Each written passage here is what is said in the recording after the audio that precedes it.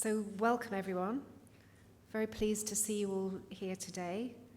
I'd like to welcome you to the SOLARISE conference, the first event, the final event in the SOLARISE project. And welcome to everyone, and particularly everyone who's travelled far to be here today. And also to those who are following the event online. So we hope to inform and inspire you today. So my name's Kirsten Firth. I'm the Carbon Neutral Programme Manager at Brighton and Hove City Council, and I've been involved in the SOLARISE project for 3 years, or in fact more than 3 years, and I'm chairing this morning. So first, just to some housekeeping. We will be keeping our programme to time, as we have many remote viewers. There are no fire alarm tests planned for this morning, so if we do hear a fire alarm, it's the real thing. And we have to leave the building by the nearest exit, which is this door to the back or the door leading out at the front there. And then we make our way round to the front of the hotel. As a courtesy to other delegates and to our speakers, please could you switch your phone off or put it on silent? Thank you. The conference will be recorded, and the recordings and the presentations will be on the SOLARISE website, and links will be sent out after the conference. If anyone needs Wi-Fi, the Wi-Fi password for the hotel for the conference is Mercure24 with a capital M, and there's a little board at the back there with the details on it, which Kim is pointing to right now. So that's the housekeeping. And I'd like to start by introducing the SOLARISE project and the partnership which is supporting today's event. SOLARISE is a European Union Interreg 2Cs project across several northern European countries, which is aiming to accelerate the transition to renewable solar energy. Our project aims to boost the adoption of solar energy, particularly in public buildings, in historic buildings, for households, particularly low-income families. And another key focus is developing new resources for educators and demonstrating future technologies through living labs. So there are 12 SOLARISE partners in the UK, France, Belgium, and the Netherlands who are collaborating on this project, including universities, municipalities, a cooperative electricity supplier, and organisations supporting low-carbon transitions. So we're now nearly at the end of that 3-year project, which was actually extended by a year due to the COVID pandemic, which delayed some of the projects. Most of the partners are here today, and it's a long time since I've seen you in real life and not through a screen, so you're particularly welcome. Today's a day to celebrate and share our successes and the findings from our joint project. So over the last 3 years, much has changed in the world of solar energy. Solar energy is, of course, the most abundant of all renewable energy resources. Its use has increased rapidly in recent years, and it's now become the 3rd largest contributor to electricity production from renewable energy resources in Europe, and prices have fallen dramatically. Yet our common challenge when we started SOLARISE nearly 4 years ago was that solar energy was perceived as prohibitively expensive, taking years before investment was returned, and problematic, as the electricity grid infrastructure struggled to cope with the variability of solar energy. At the time, there was little deployment of solutions like integrated systems or battery storage with solar voltaics that would offer grid balancing to enable solar to scale up. But now, of course, to that, we have a new focus on climate justice, on the affordability of power and heating, and in recent months, of course, resilience against fuel price rises and a constrained fuel supply. So SOLARISE's response has been to develop guidance, tools, business cases, and demonstrate new solar technologies. By experimenting in those demonstration projects and the living labs, SOLARISE wants to reduce legal and organisational barriers and develop viable business cases. The key outputs of the SOLARISE project are a series of solar energy demonstration projects delivered across the partnership in rural and urban environments, and on domestic and public buildings. And we'll hear much more about those projects today. The cross-border approach has needed high-level cooperation between the partners, regionally, nationally, and across the Two Seas region in Northern Europe. Cross-border cooperation has added valuable elements to the project. Much of the technology already exists, and innovative new technologies are being introduced all the time, but the knowledge is sometimes fragmented. So solutions may exist in one territory, but not in another. The business cases for solar energy production rely on the policy and legislative framework in their own territory. So there's opportunities for cross-border policy learning. Integrated approaches, for example with storage, have high initial costs. So to bridge that valley of death, partners need to work together to promote innovation and increase demand.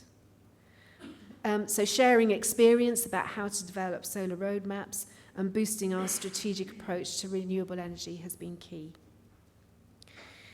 So in the SOLARISE project, Brighton and Hove City Council has been able to support an energy plan and developed a roadmap and boosting our strategic approach to renewable energy. And we've also created 4 demonstration projects in our social housing that are already enabling council tenants to benefit directly from renewable solar energy and reduced fuel bills. And of course, these projects also contribute to the council's key targets to reduce solar carbon emissions. Other demonstration projects that we'll hear about this morning have developed projects in historic buildings, public buildings, schools and universities. And this afternoon, we'll consider the next steps for solar energy, focusing on rapid increases in the UK and European targets for carbon reduction and towards net zero, tackling rocketing energy costs, and a renewed emphasis on the protection of our natural environment and biodiversity, but also how cities can use their powers, influence and assets to bring together the ideas, the actors and the resources to enable projects to happen. So first this morning, we're going to kick off our exploration of the SOLARISE demonstration projects by looking at the living labs for solar energy that have been created by our academic partners. To take the solar agenda forward, we need to nurture that next generation of professionals, the engineers, designers, innovators, and educators. And this has been the focus of our SOLARISE academic partners. So living labs are user-centered, open innovation facilities, integrating research and innovation processes in real-life settings. A university-based living lab is an educational tool, giving the opportunity for staff and students to analyse the behaviour of real systems as they operate, and they provide access to live test beds for innovative scientific research and training. So we'll have time for some questions at the end of these presentations, so we'll run a few presentations first and then take questions and answers. And for those of you who are participating remotely, please write your questions in the chat box that you can see on your screen there. So first this morning, we are going to talk about the KU Leuven Living Lab at the University of Leuven, and we have Dr. Bert Hertelier, who is going to talk to us about this. So welcome, Bert. Over to you. Thank you. Good morning, everyone. So we have, for those of you, KU Leuven in Belgium operates on multiple campuses, and in this case, it's on the technology campus in Ghent. And the living lab that we developed had multiple goals. One of those was to inspire curiosity in solar technologies with visitors to the campus, to enable teaching activities. Obviously, as a university, that's part of our job description, but also to illustrate the design considerations and challenges that you have with solar photovoltaic, but also solar thermal and storage technologies. And then to demonstrate in real life the challenges of power and energy flows on a constrained connection. Because at the end of the day, we do not have an infinite cable that can carry all of the power that we need. So the location of the living lab on site has quite a bit of shading due to the B building that you can see here. And we were put in roughly the only spot available on the campus to put it there. Nevertheless, it still allows us to do educational activities, to host visitors, to have meetings inside. And you can see this in this video now.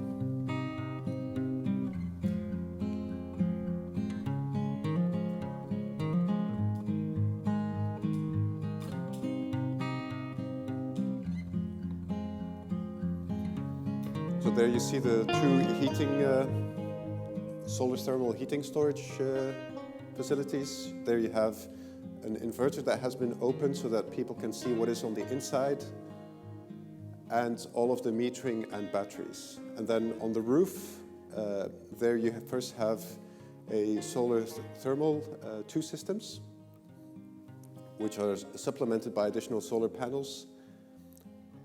And then on the front, there you see the active awning where we have different solar technologies, including one which was used in a previous PhD already from 1999. So visitors get to see a variety of systems while standing at street level view there.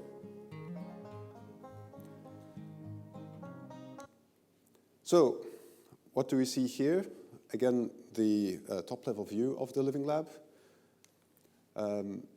It is an example of grid issues that you will see with different companies, in that if you have electrical vehicles, heat pumps, all of them operating at the same time, they may draw more power or need more power at the same time than that the cable is capable of carrying. And there you also have a generation versus load mismatch, in that the solar technologies, the PV modules, they generate mostly in the summer months, but peak demand is in the winter.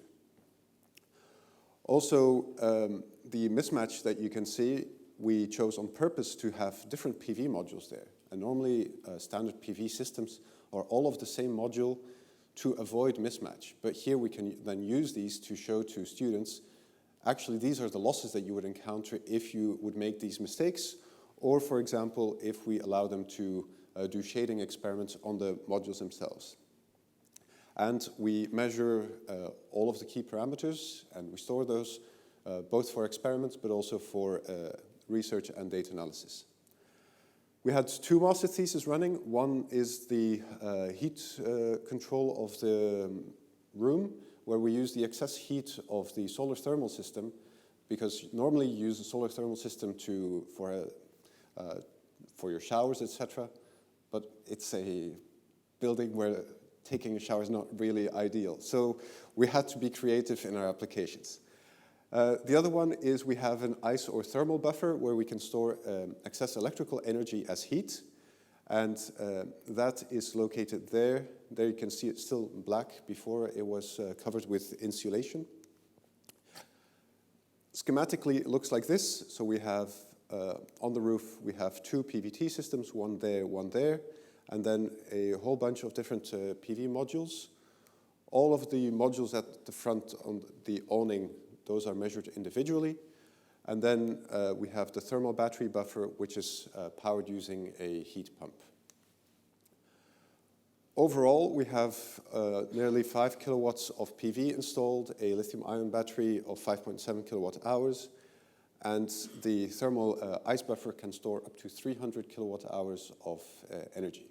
So for our applications, that is overkill, but it is actually a nice demonstration for a farmer, because then the farmer can have solar panels on the roof, they use the heat pump, it works during the day, they store it as cold, and then to cool, for instance, milk in the evening and in the morning, and then again the cycle repeats during the day. For those of you watching or noting the website, there you can download the data, so it's all fully open and transparent. Also, in the bicycle shed, there we have 3 e-bike chargers, which are controllable. So again, that we can modify it. And one of the requirements of participating in SOLARISE was also that we would help with CO2 savings, and so the expected CO2 savings of all of these technologies is roughly 11 tons over 25 years. Now, this here is then the demonstration of how much shading we get in the autumn and winter months. In top, here you have the power of the two arrays, so the roof and the other one, and here is the irradiance that was measured on top of the roof, on of block B, the one that is causing all of the shading there. And so in blue is all of the areas where we're actually losing power because someone is casting shade on us. At the very bottom here, you see the power draw. And for instance, here is where the battery is charging, and then the battery is full, and then you get export from the system to the grid. So yes, the shades also reaches the awning and the roof at different times. And this again illustrates how you need to have a good match between your battery capacity, PV generation, and your load profile. And one of the things that we notice here is that it's actually quite challenging to get your daily and yearly self-sufficiency and self-consumption to be optimal. You're still going to be drawing power from the grid. So the idea that you can have full independence from the grid is actually very hard to reach in reality. Now, the former Prime Minister of England, Harold Macmillan, he said one of the biggest challenges, one of his biggest fears, when asked, what are you most afraid of? He said, events, my dear boy, events. And first you think it's a cliche, but then, well, you get coronavirus. And so we had staff and student quarantines, we had lockdowns, so the installation works were delayed, supply chain issues, we had additional costs, some items were not available, and again, shipping delays. In some cases, in the past, we could order something, it would be delivered the next day. Then we had to start thinking about ordering them 6 months in advance, which is already challenging. For example, for us, laptops, we ordered some last time in April, and they were delivered in December. Just to illustrate, if you have new staff members, what do you give them to work with? We also had the cold snap in January and February of 21, which made it next to impossible to work outdoors, or not really excellent from a health and safety perspective. And then we get new neighbors, which we didn't know about. So KU Leuven, our other partners in a different research group, they participate in the CBCI Interact 2Cs project, which is a circular bio-based construction industry project. And that is a prefabricated building which can be modified. And we did not know, but they also had the same issue. Where do you put a new living lab on the campus? The only space is there. And as a result, we actually lose some power. Now, the good news for us is they're also sharing their data with us. So at the end of the day, we get more data and we get to compare how is it for one next to the other. But it actually illustrates what happens if you own a house and you think, I have my perfect solar modules, and then suddenly your neighbors are legally allowed to build taller than you, and suddenly you lose your sunlight. So, some lessons learned. For the solar thermal systems, there we see that actually we expect very little use to be there, because it's actually cheaper or simpler to install separate PV and solar thermal systems apart. Because you're asking installers to have expertise in two separate things, electricity and hydraulics. And so it's already hard enough to find a qualified plumber or a qualified electrician. To find a person who is qualified in electricity and hydraulics is very, very challenging. With PV and battery storage, PV has been installed commercially in Belgium for over 10 years. And even so, we noticed that the regulations were not unambiguous, because there was already some solar power on the campus. Did we need to do a new grid study, or did they say the additional power that you're adding, barely 5 kilowatts for a large campus, what do you need to do? And that again led to some discussions between engineers. So that can again add to delays and costs. The bigger challenge for us was actually the battery inverters, that they must meet the national regulations, in this case Belgium. Belgium has 11 million inhabitants. We're not a fantastically great market. but the equipment needs to meet the Belgian regulations.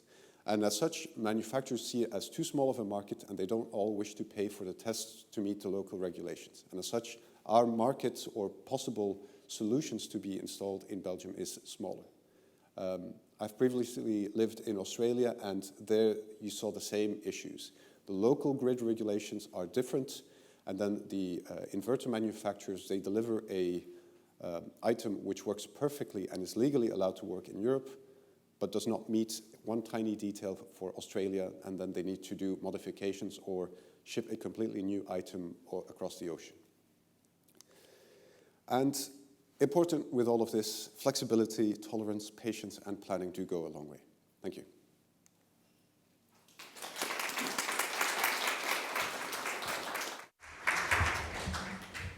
Thanks, Bert. That was a really practical introduction to some of the issues that you're facing.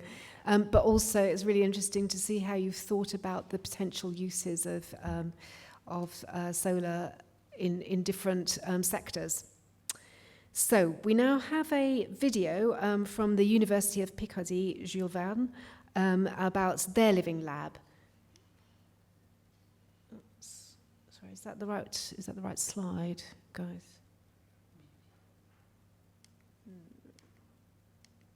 Yeah, there we go. So if we can run our next video. To promote the use of solar energy in the 2 Seas region, particularly in the north region of France. It brings together 12 partners and 14 observers from 4 different countries that are France, Belgium, Netherlands, and Great Britain, for a total budget of 4.2 million euros. Several technological components are included in this project. Smart power grids, solar panels producing low-carbon electricity and heat simultaneously, innovative and reliable electricity storage systems, heat storage, the Internet of Things, energy maintenance systems, and electric vehicles. These components are largely gathered in a pilot solar installation on the roof of a building of the University of Picardy Jules Verne, located in downtown Amiens. Solar Living Lab, in short, SOLAB, is an open platform for research and development on innovative solar energy technologies, covering the various components of the chain: collection, conversion, storage, counting, smart and connected measurement sensors, data communication, autonomous operation or injection into the grid, optimal management and supervision of the installation, electric mobility, and smart public lighting. These hybrid solar panels are designed to cover both electrical and thermal energy demand using a single collector. Heat transfer medium, which can be water or air, is used to recover heat, can be used for heating, ventilation, and heat conditioning. Additionally, electricity is generated simultaneously. SOLAB has also designed a tilting electrical tricycle, intelligent street lamps, and a universal IoT board used for measurements, maintenance, and remote monitoring/control. However, solar energy is still not widespread, and the barriers to its development are not only climatic, but commercial, technological, and economic. This project acknowledges these kinds of problems by offering a panoramic set of solutions, which increases the adoption of solar by residents, communities, and investors. It is a winning challenge for the planet.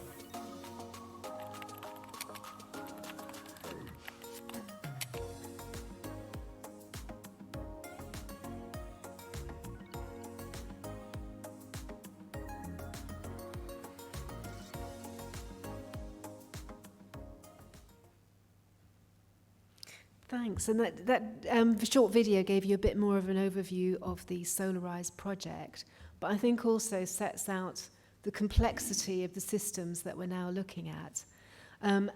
Professor Rashid is here with us today, and we can ask some questions later on about the Jules Verne Living Lab. So the University of Picardy has actually been the lead partner during the SOLARISE programme and has kept us all working together over the last 4 years. So thank you, Ahmed. So now we're going to hear from the University of Portsmouth, and we have Dr. Jovana Radulovic, who is head of the School of Mechanical and Design Engineering, and she will talk about the University of Portsmouth Solar Living Lab. Thank you, Kirsten. So you won't be surprised that University of Portsmouth, like all the others, loved the Living Lab. And we now have 1 year of complete data that I'm going to present to you. So we already have a couple of living labs on campus that is a perfect opportunity to do practical research and innovation whilst being able to share that knowledge with students using outreach and other demonstration activities. So one of the existing dwellings on our campus is what used to be a caretaker's lodge. Once upon a time, there were staff offices there. So many years before SOLARISE, this house was refurbished to resemble a conventional 3-bedroom house in the UK. The house is equipped with various sensors and measurement devices in order to be able to measure the energy efficiency and the performance of the building. Fast forward a few years, we've opened Future Technology Center. This was meant to be our state-of-the-art pride and joy, also energy efficient and well-designed building, which already had some of the renewable and energy efficiency systems installed. And then SOLARISE started, and we managed to use these two buildings as the basis for our living labs. So we initially, naively may I say, were hoping to install panels on the roof of the house. After many investigations, it turned out not to be feasible because the roof couldn't withstand the weight of the panels. We were toying with other ideas, and eventually we've decided to install 15 PV modules at the green area adjacent to the house. Similarly, what we've heard before, we also had issues with shading. This is the old historic wall, which is protected, so the wall stays, and we had to work around it. You will see on the next photo, we also have a rather tall neighbor next to it, so this set of panels are actually affected on both sides. The good news is that we were able to source excellent equipment with fantastic technical spec. So we do have the optimizers associated with each module, and the house is now equipped with a Tesla Powerwall battery. So the installation work was completed in May last year, which again shows what horrendous delays we had with COVID. However, the panels were installed a few days prior, so you'll see on the next slide, we actually have a set of data for the full calendar year. So that is the FDC on a not particularly sunny day, but what you can see is that a set of PV modules we already installed in the building, and through SOLARISE, we have added a 40 kilowatt-hour Tesla battery, again, to allow us to optimize and showcase the smartness of these technologies. And needless to say that these two living labs have enriched our curriculum so much. In one of my modules, I use live data from the Eco House, and students absolutely love it. So it's been a very rewarding experience for everybody. And here we are. 1 whole year of PV operation. So you see that the panel at the top left is the one that hardly has any shadings, whereas the bottom right is affected by the shading from the wall. The good news is that due to the use of the optimizers, we make sure that we extract all the possible solar electricity from the modules.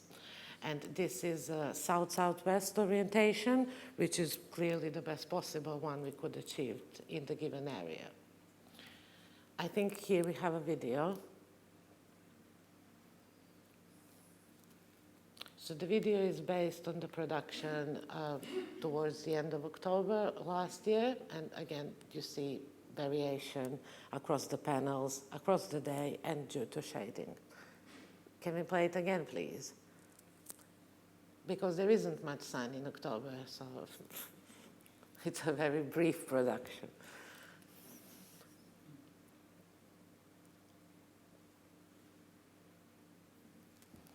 But generally, the monitoring equipment is state-of-the-art, and that wealth of data is invaluable. So on this graph, you see the usual bell curve. The data in blue is from the previous year, and the data is green is what we now started to accumulate during this year.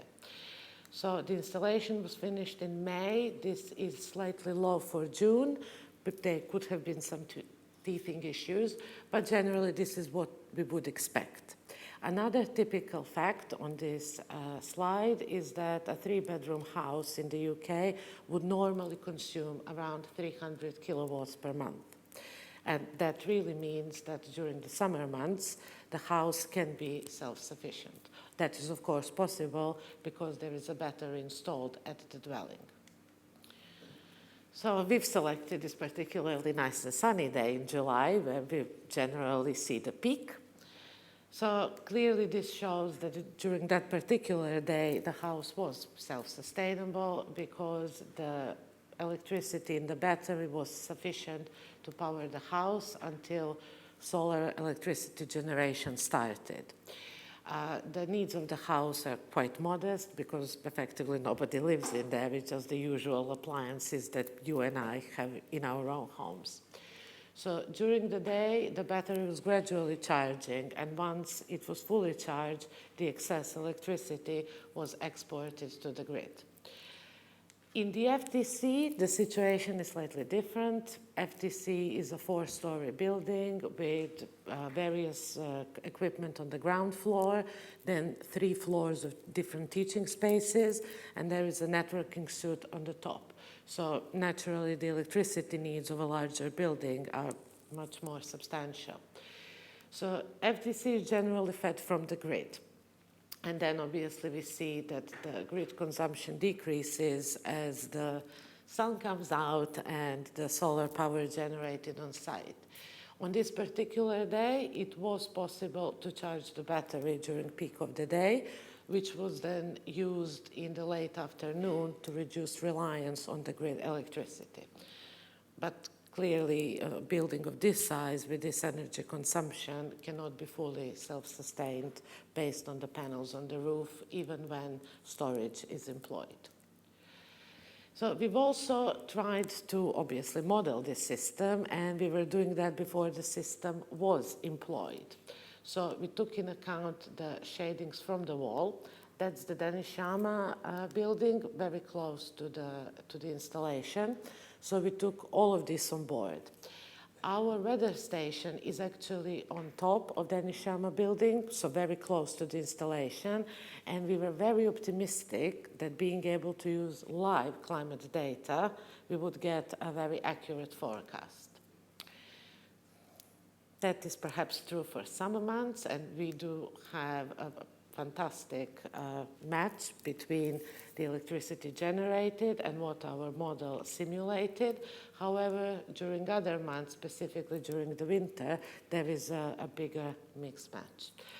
So now we are looking at the different losses and trying to improve and perfect our model to be better able to capture and forecast performance of the installation. Nothing unusual here. You won't be surprised that our biggest losses are indeed due to shading. And of course, the other expected losses during the operation of the inverter and the battery. My personal favorite is the loss due to high temperature of the panels, which you really wouldn't expect in Portsmouth. Even though we do have lots of sunny days, it also tends to be quite windy at the seaside. And of course, this is another thing that can be a surprise to anybody, including the full life cycle of emissions. This graph shows that the carbon savings are recovered within the 5 years of installation. And of course, we are hoping to keep the installation for many more years. So that's the Denishama building. So effectively, Eco House is over there, which is only 20 meters from where the weather station is based. And the Future Technology Center is kind of that way, 200 meters. And not a particularly large campus, so it's all very close. So due to this proximity between the weather station and the two living labs, we were fairly confident that the data will be able to give us reliable forecast. And really, this is the forecast. So that is the irradiance measured on the roof of the Denishama building where the weather station is based, and that's the production at the Eco House. And of course, they're largely similar, but when you dwell into the details, you do see some differences, and that means that our model needs to be further tweaked to make the better use of this weather data that we are capturing live on site. As the world continues to suffer the effects of climate change and fossil fuel dependency, the University of Portsmouth is committed to making a difference. Our ambition to be climate positive by 2030 inspired us to open our new Solar Living Lab. An important early milestone was the development of our Port Eco House. Based in our mock residential home on campus, the 3-bedroom property is already being used for groundbreaking research into residential energy efficiency and the physical and environmental performance of dwellings, including human interaction with the property. We're now taking another exciting and innovative leap forward. Our Port Eco House is being combined with our £12 million Future Technology Centre, a cutting-edge centre for engineering students and staff to explore today's new and emerging technologies. The two facilities are joining forces to become our new Solar Living Lab, a state-of-the-art pioneering research facility focused on complex energy solutions in evolving real-life conditions. Solar voltaic panels and photovoltaic windows harness solar energy and work alongside our smart batteries, which store excess electricity for later use. The monitoring data collected by the Solar Living Lab will be correlated with data from weather stations already in place at the university, opening up many exciting avenues of research for our PhD students, while supporting the training and projects of masters and undergraduate students at the School of Energy and Electronic Engineering and elsewhere in the Faculty of Technology. As part of the Interreg 2C SOLARISE project, our new Solar Living Lab will help to shape the careers and futures of our students, as well as contribute to the global move away from fossil fuels and the health of our planet. That's our promotional video. Money well spent. So, no, but it's true. Like I'm sure all other universities, we've been teaching solar energy, renewable energy, climate change for years. And, this really is 15 panels next to the wall. Students walk that way probably 10 times a day. And it has made such a difference to them just, being able to see, because naturally solar panels tend to be on the roof where they're very rarely visible. So that is the presentation. Thank you.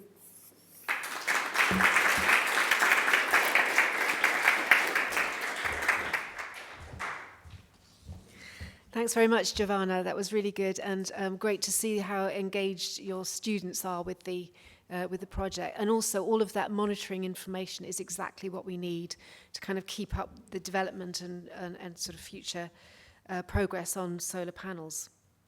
So now we're going to move on. So that was our 3 living labs in the SOLARISE project, and we're now going to move on to some of the projects which have been led by our municipalities, the local governments in the different countries.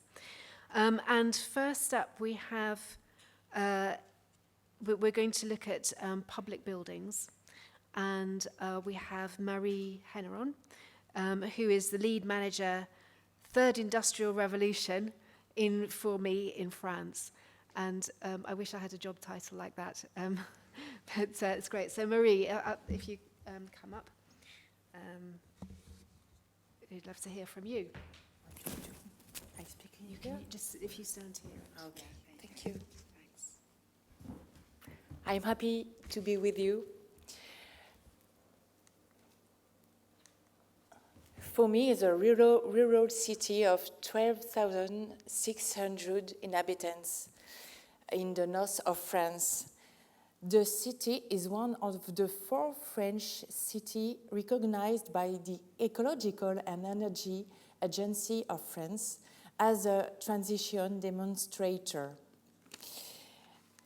What about the context? For me, it's a remote city, no highway around. A large part of inhabitants are unemployed, and for decades there has been no project in Fourmi because of the brutality of disindustrialization. So for decades we have been in a wait-and-see posture. But we have a lot of strengths, a very interesting story. Oh, sorry. Fourmi was the world's leading capital for worsted wool. And if most of you don't work on the 1st of May each year, it's because there were murders in Fourmi because of the bad working condition in textile industry. This history is very important for us to make a new story, thank the third industrial revolution. We can also rely on a natural and listed patrimony. Our elected members are very committed, and it's the same for the technical team. And we are little, but we are recognized for our capacity to manage innovative projects and for our capacity to make the third industrial revolution. So what happened? In 2013, Région Hauts-de-France decided to design a new future for the region with the help of Jeremy Rifkin, the American economist. And in 2015, the new mayor of the city, just elected, decided that he could only change the future of Fourmi thanks to the third industrial project. Not just a superficial project just for the local marketing, but a very systemic project, and he mobilized financial and human resources. Our strategic goals are bring back self-confidence and pride to inhabitants, develop the economic network, aim at self-sufficient energy, improve public health protect common resources, and bring back purchasing power.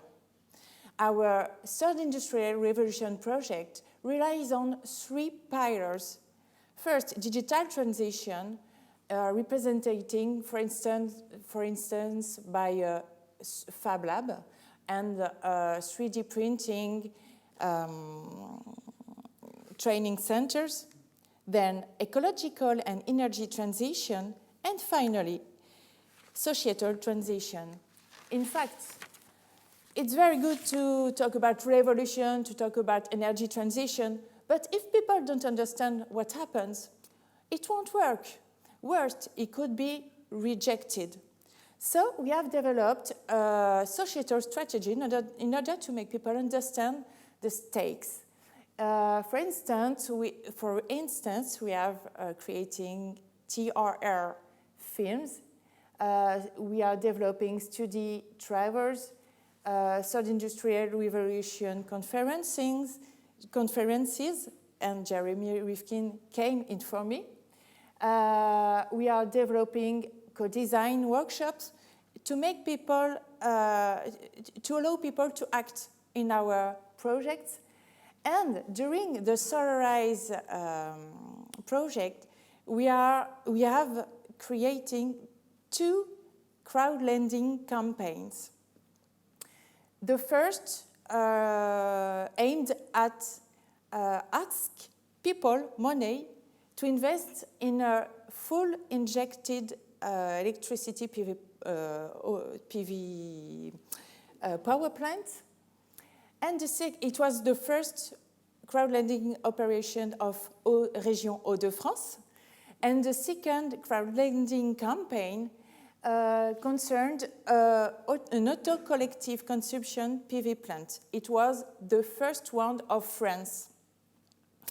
These crowdlending campaigns aimed at make awareness about renewable energies with people. Some figures now about our electricity context and our energy context, sorry. In FORMI, in 2018, 24 million euros were spent by all stakeholders of FORMI. Let's imagine how much is this bill now that the energy has grown up. Moreover, this bill is supported by 64% just by inhabitants, and 39% of these inhabitants are suffering from energy poverty. I don't imagine this figure now. Our goals are clear: being self-sufficient by 2015, decreasing our energy consumption by 60%. What about our strategy? We first evaluate our energy situation and our energy potential through a renewable energy forecasting study. FORMI is the only city of France managing such a study at a little scale. Most of the time, those kind of studies are managed at an agglomeration scale. Then, we have developed pilots thanks to 2 Interreg programs, naturally the SOLARISE program, but also another program named SHIFT to develop it. Parallelly, we have been refurbishing the public buildings, and the city landlord is working on the creation of a legal entity to refurbish all the unhealthy housing of FORMI. Now that we are developing our own experience thanks to our SOLARISE pilot, it's time to massify. So, in 2020, we have been selected by the French Energy and Ecological Agency to sign a commitment to develop renewable energy, just us together, but with economic and businesses stakeholders, with the aim to massify energy transition at the town scale. We are also working parallelly on 2 important studies in order to develop electricity and heat renewable production at the city scale. So it is a very pragmatic approach. Let's talk now about our production. You have electricity and heat. Let's begin with heat. We are developing a technical heat network, a biomass heat network, through the Interreg SHIFT project. It will be connected to 9 public buildings. And parallelly, we are studying the opportunity and the feasibility to develop a renewable heat network at the city scale.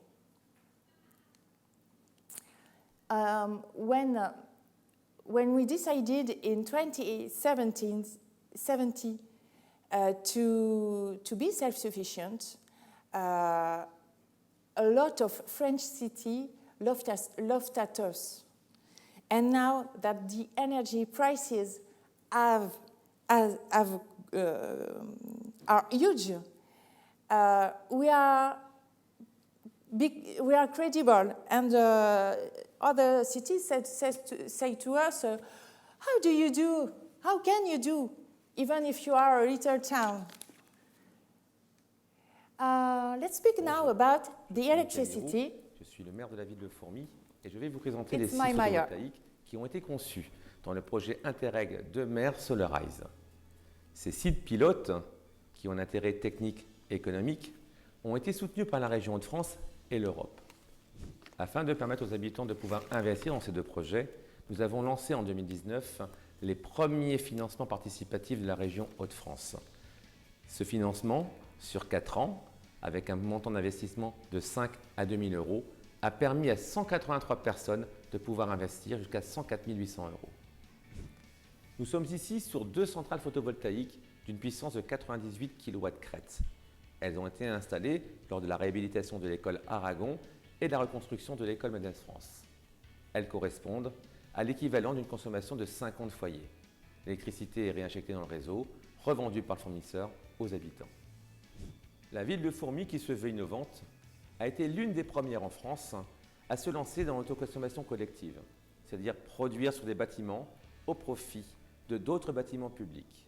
Pour ce faire, nous avons mis en place 2 centrales photovoltaïques, l'une sur le gymnase Marie-Josée Pérec, sur une toiture plate, avec une production de 36 kW crête, équivalente à la consommation de 17 foyers annuellement, mise en fonction en octobre 2020, et une deuxième sur le gymnase Léo Lagrange, avec la particularité d'avoir une toiture arrondie, ce qui est assez atypique, avec une production de 67 kW crête, équivalent à la consommation annuelle de 35 foyers, avec une mise en fonction en novembre 2020.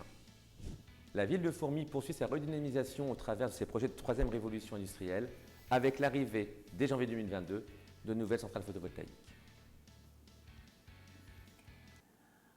À Fourmies, Auto collective consumption is very innovative in France, but I think also in Europe. Just a focus to explain you how it works. À Fourmies, 22 millions sont dépensés chaque année pour les énergies. 39% des habitants souffrent de précarité énergétique. Ce constat est une des raisons pour lesquelles, dès 2015, la commune s'est engagée dans la REF 3. Notre objectif ? Être autonome en énergie renouvelable localement d'ici 2050. Nous avons souhaité aller plus loin que l'injection d'électricité, grâce à l'autoconsommation collective, qui est un moyen innovant de produire, distribuer et consommer localement notre électricité. Cela permettra à la production locale d'énergie renouvelable d'être déduite directement de la facture des consommateurs. L'autoconsommation collective est un pas de géant vers l'autonomie énergétique des territoires. En effet, il s'agit de mettre en cohérence le profil de production d'un bâtiment producteur d'énergie renouvelable avec le profil de consommation de plusieurs bâtiments consommateurs, ce qui est révolutionnaire pour tous les acteurs énergétiques. Concrètement, l'électricité est d'abord consommée par le bâtiment producteur, puis le surplus est acheminé dans le réseau Enedis. Sur la base de données de production et de consommation fournies par Enedis, les fournisseurs d'électricité déduisent directement l'électricité consommée des factures concernées. Cette opération, soutenue par l'Europe et la région Hauts-de-France, est l'une des 37 premières en France. Cela permettra aux habitants, entreprises et collectivités de maîtriser leurs factures et d'accélérer la transition énergétique. That we have developed our own experience and that we are confident in auto-collective consumption, we want to use auto-collective consumption to develop an energy community in Fourmies. So we are studying the opportunity and the feasibility of creating an energy community. An energy community is really innovating. It consists in joining different stakeholders to produce energy and to sell this energy in real time to a diversity of stakeholders, like hospitals, inhabitants. This project is very interesting because it will enable the city to create its energy resilience through local production and consumption. It also offers a stable price of electricity, and I hope a more interesting price than the nuclear energy price in France. Moreover, the nuclear energy in France is very cheap, and cheaper than the electricity in other countries in Europe. Thank you very much for your attention, and thank you to all the SOLARISE partners for this wonderful experience.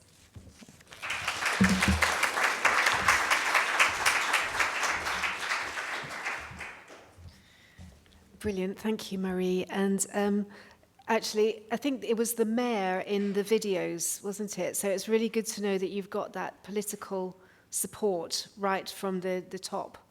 Yeah. He is absolutely committed. Yeah, that's what you need. I would now like to invite all of our speakers who we've just heard from to come up to the stage, and we will have a few minutes for some questions. But I think the other thing that particularly struck me about your work in For Me is that the breadth of the ambition, the vision that you've got to actually create this community. Yeah. So do please come up here. And I'd just like to tell people about this magazine that has been produced by SOLARISE and was actually being printed just earlier this week and brought all the way from Belgium by our very own Jörg Beighton from Flux 50, who's sitting at the back somewhere. So this has got details of all of the projects that we've heard about. It's I haven't even had a chance to look at it yet. It's so hot off the press.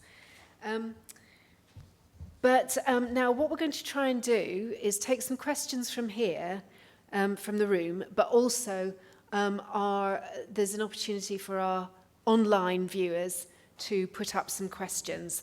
If you do want to do that, please type your question in the box and we'll pick it up. But just to start with, a question from me. What are the key issues that our future solar innovators will need to address? So thinking both of the students, the educators and the towns. And perhaps that goes first to Bert. Could you repeat it, please, just to What's make sure that the key issues that our future innovators will need to address in solar energy? One issue that you have mentioned already is around ensuring a fair transition. I can speak for Belgium in that there were very large discussions at the time around who gets a subsidy for installing solar power on the roof. The good thing with solar power is that you're actually generating energy. However, when it comes to then adding enabling technologies such as battery storage, at the end of the year, you are consuming more energy because you have efficiency losses in those batteries. And forcing or suggesting households to install batteries instead of aiming for batteries for communities seems for me to be a challenge. And so ensuring that just the right amount of people do install batteries in their homes, but by contrast that a larger amount are installed for a street level, for instance, and ensuring that everybody gets to pay the appropriate amount is going to be very challenging. How do you measure, how do you say you have paid and contributed to society and to ensure that both rich and poor people contribute according to their means? Yeah, that's very... a very deep sort of area that we do need to go into. Yeah. Anyone else on that point? Do we have any questions from the floor here?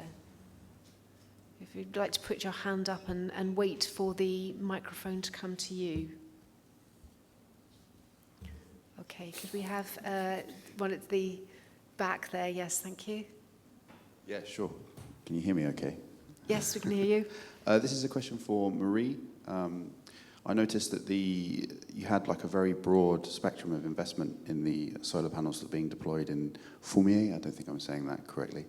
It was somewhere from €5 up to 2,000, which I think is brilliant because that opens up investment to a wider social spectrum. I know when I was a student, I tried to get as many £50 minimum shares as possible in solar co-ops.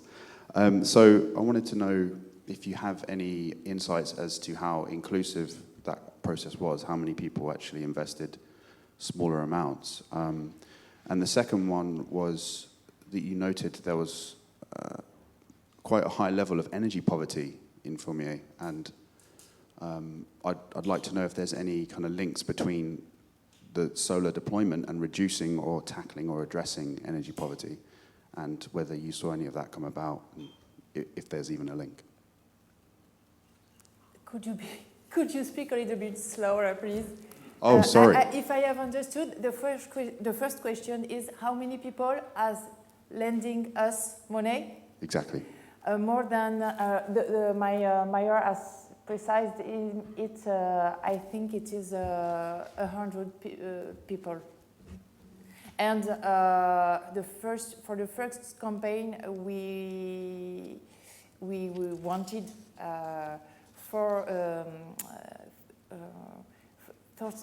50,000 euros, and it was the same for the second campaign. And in a week, we had nearly this money, so we had to stop, to say, oh, stop.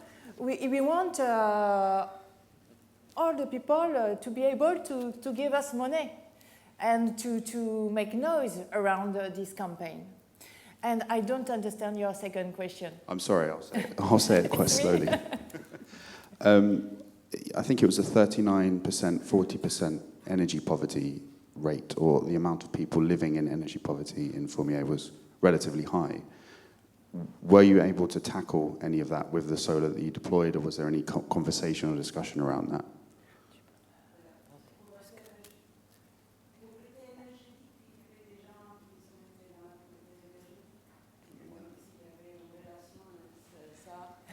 Thank you.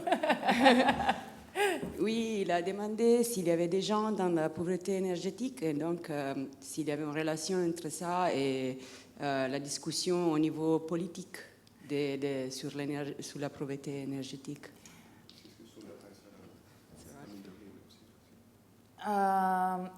Yes, thank you.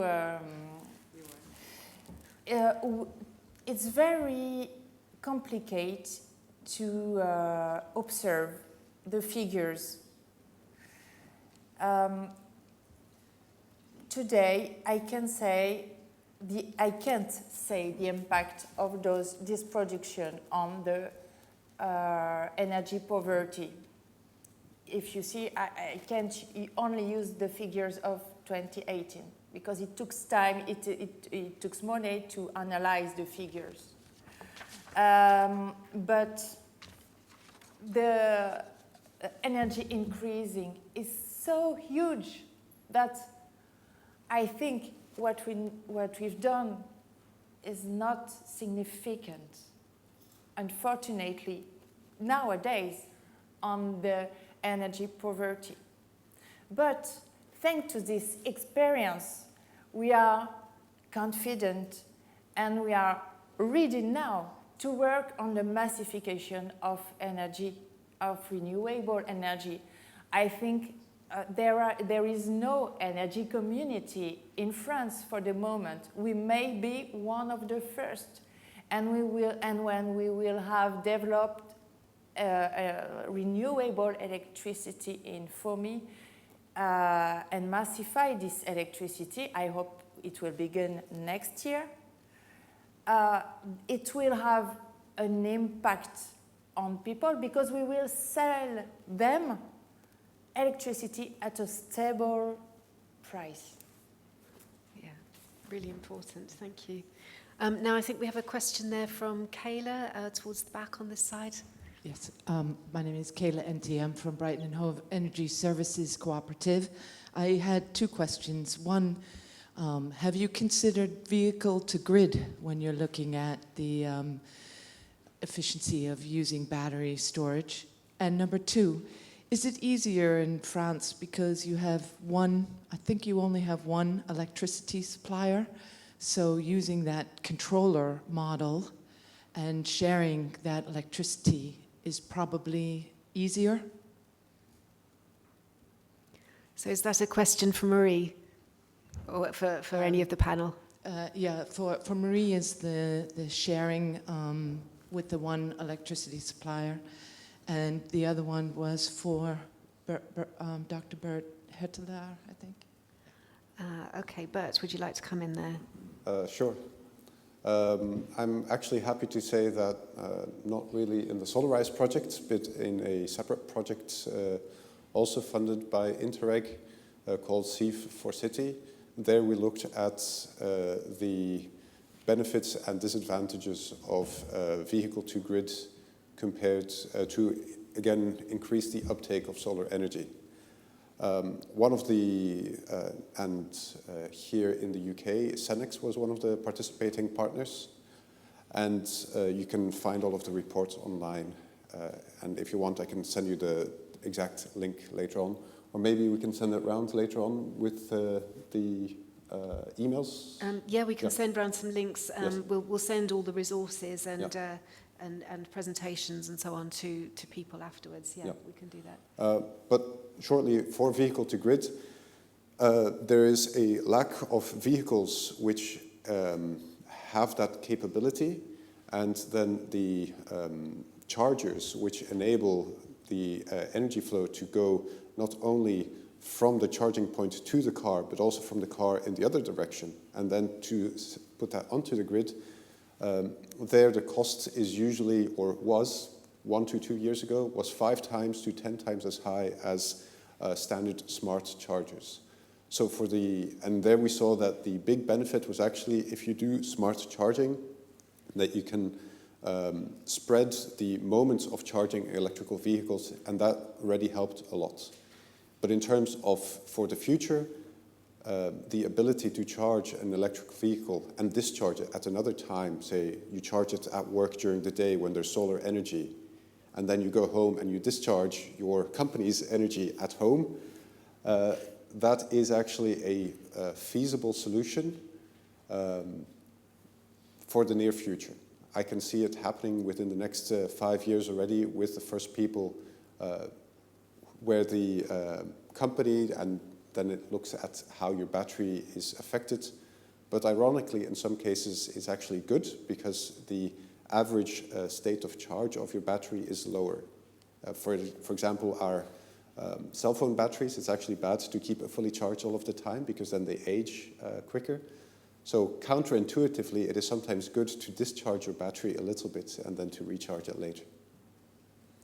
Thanks, Bert. So the second question was, is it easier in France because you have one single electricity supplier to take this forward? Well, Ahmed? Nothing is easy in France, but EDF is not the only supplier. There are many suppliers. EDF is the only producer, okay?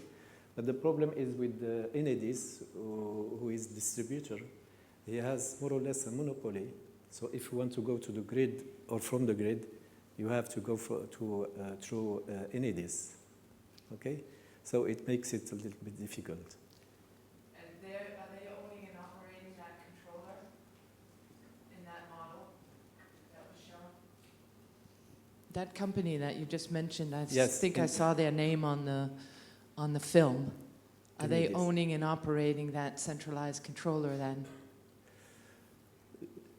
I don't know if I will share you our experience with Enedis, the one who manage the electricity network in France. In 2017, we dreamed to test auto-collective consumption in Fourmi, and we talked with Enedis. Help us, allow us to do it. Oh, yes, it's interesting, but no, it's not allowed. It's not permitted, so you can do it. So we have developed a classic PV plant with full injection, and when the law changed, we were ready to do one of the first French auto-collective consumption experience in Fourmi, and Enedis was very motivated, so motivated that we have inaugurated our PV plant with them. They made a wonderful film about auto-collective consumption, and now they use this experience to develop auto-collective consumption all over in France. So the beginning can be difficult, but after, when they are convinced, when they are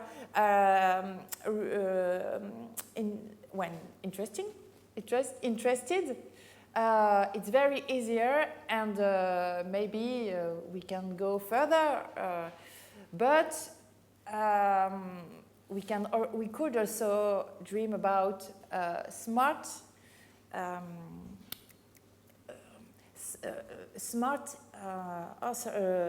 grids, smart grids, just independent from the national network. And I think we will have another problem, because Enedis is very strong in France, so it will be another step. I want to add that Enedis belongs to EDF, okay? And also they are not interested in solar energy, because solar energy will not use the grid, and they are paid if you use the grid. So.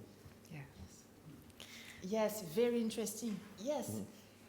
Even if we do auto-collective consumption in France, we have to pay the same taxes as anyone else. Brilliant, thank you. So we have time for just one more question. Anyone in the room with a quick question for us? Yes, I think. Well, I've got the microphone, so I think it's probably me. My question really is about the integration of different proprietary systems. I mean, we start with PV, and then we add batteries, and the next stage is to add heat pumps and heat storage.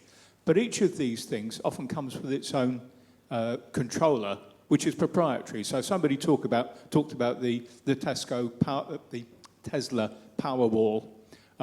That's got its own controller. You can't get into it. Now, for one of these complex integrated energy systems, you need holistic control. And there's a big opportunity for artificial intelligence and techniques like that. But how do you do this if you've got controllers which have already got their own proprietary control strategies, and you can't get into them? How do you do this sort of holistic integration? I think Bert's probably the one for this. Although any of you are welcome to answer the question. Well, to an extent, it is indeed something that we looked at in the C4City project, in that there we also looked at energy management systems for households or for buildings, and it is a challenge.